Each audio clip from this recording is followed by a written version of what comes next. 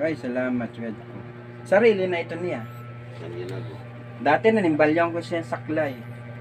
Takbo sa may kan, sa may bangbang.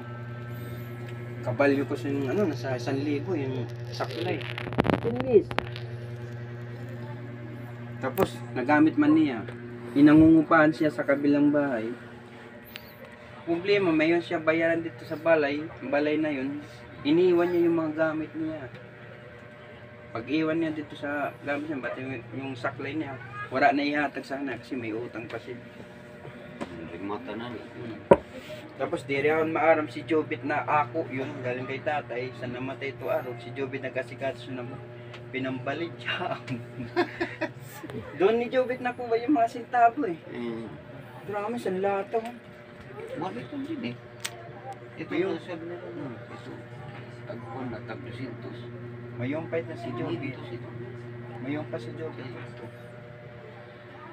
Kaya ito siya eh, pabor mo. Today is October 2, Dito ang patay, 2024. pakin-araw na wheelchair. Isa eh. Ini ang congressman namin natatakbo yan na. Pero yung